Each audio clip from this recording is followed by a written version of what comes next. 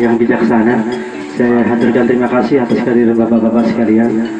Selamat datang, dan beginilah suasana kami di desa yang masih baru terbina. Jadi kepada bapak-bapak, nantinya kami mohon yang memakai seragam hijau-hijau dari Pak Ibrahim dan kawan-kawan ini untuk berbagi pengalaman, karena kami tentang Merica Cengkeh itu masih belum ada pengalaman sama sekali, karena kami datang jauh dari Jawa ke sini, belum ada pengalaman. Kan di Jawa itu tidak ada tanaman lada, tidak ada taman cengkeh. Jadi nantinya kami mohon untuk kita nanti bersama-sama belajar. Kemudian juga kami sampaikan kepada teman-teman dari Akbor, mungkin agak sedikit kecewa dalam hati kenapa ini pesertanya sedikit sekali. Jadi perlu saya sampaikan juga, ini pernah saya sampaikan ke Pak Maharijal ataupun Mas Indra yang masih baru-baru bergabung. Jadi kami sangat butuh masa depan. Tapi di sini masalahnya kami juga sangat membutuhkan apa yang akan dimakan besok pagi. Jadi untuk mengatasi hal tersebut, dan nanti kami mohon daripada untuk kepada bapak-bapak ibu yang dari sini bagaimana jalan keluarnya. Jadi itu yang dapat kami sampaikan. Untuk mungkin daerahnya Pak Ibrahim dengan di sini lain. Untuk daerah di sini dengan di Nekudu mungkin lain, karena mereka sudah bercocok tanam selama 30 tahun lebih. Mereka sudah ada panenan yang sudah bisa dimakan untuk hari-hari sampai 1 tahun nggak akan habis. Tapi di sini cari hari ini untuk makan besok. Jadi kami juga butuh masa depan, karena kami punya anak-anak. Jadi itu yang menjadi problema kenapa pesertanya kami ini sedikit. Jadi ada yang memang sudah nggak bisa ditahan lagi, harus cari untuk yang dimakan besok. Jadi itu yang dapat kami sampaikan. Kurang lebihnya mohon maaf. Assalamualaikum warahmatullahi wabarakatuh.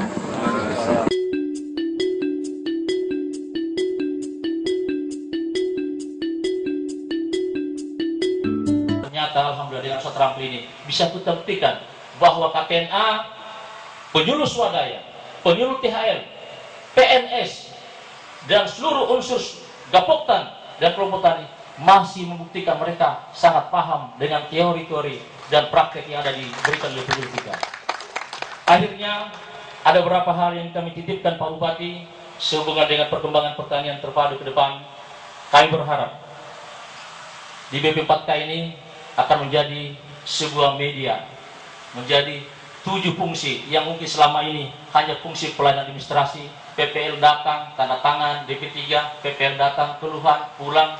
Tetapi ke depan hamparan halaman BP4K yang begitu luas Pak, kami akan jadikan 7 fungsi. Yang pertama, fungsi administrasi.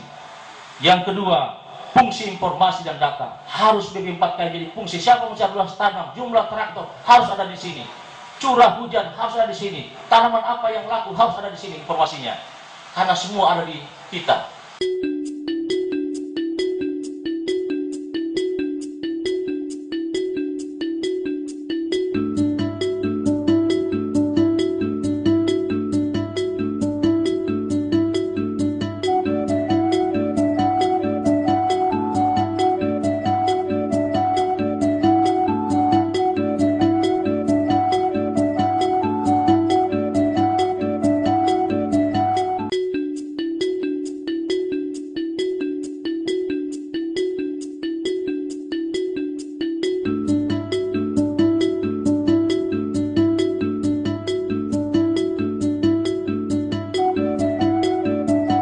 Tanam kakao itu mestinya naungannya harus kakaonya itu harus N-1 Pak.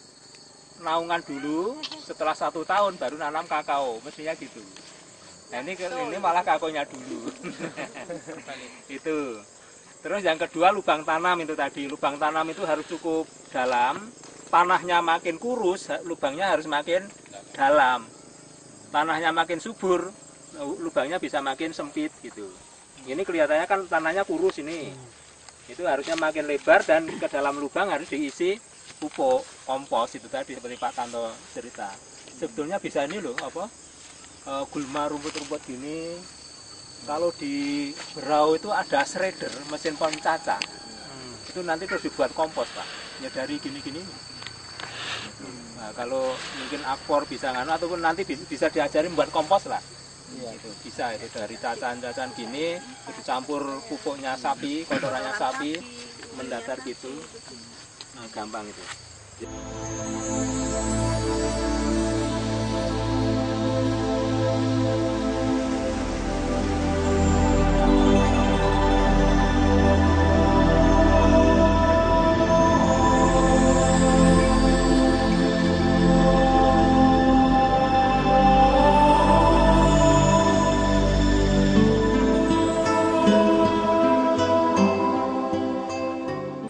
Nah, untuk itu saya mengharapkan untuk KTH ini, usahakanlah kelompok itu punya program.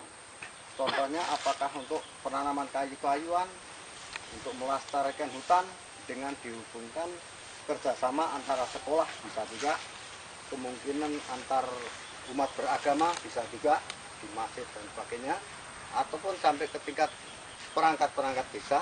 Nah, adanya kewajiban masing-masing anggota masyarakat untuk saling menanam kayu-kayuan dengan nanti kedepannya di samping mengamankan hutan yang nantinya bisa sebagai tabungan ke anak cucu.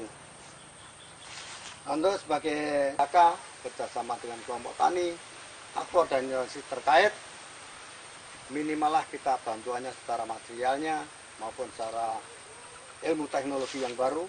Harapan saya KTH ini bisa menjadi lembaga dan mendapat pelatihan usaha hasil bukan kayu dan menambah ilmu tentang hutan harus lestari, masyarakat bisa hidup. Bermohon kepada pemerintah agar nantinya memberikan perhatian yang cukup besar, karena terutama untuk wilayah Kecamatan Asinua ini adalah sumber daripada airnya di terutama daerah-daerah di bawah seperti di Unaha, di Kendari dan sekitarnya. Karena dengan terbangunnya hutan yang lestari di Kecamatan Asinua khususnya, maka ini akan meningkatkan daripada sumber air yang ada di sekitar Kecamatan Asinua.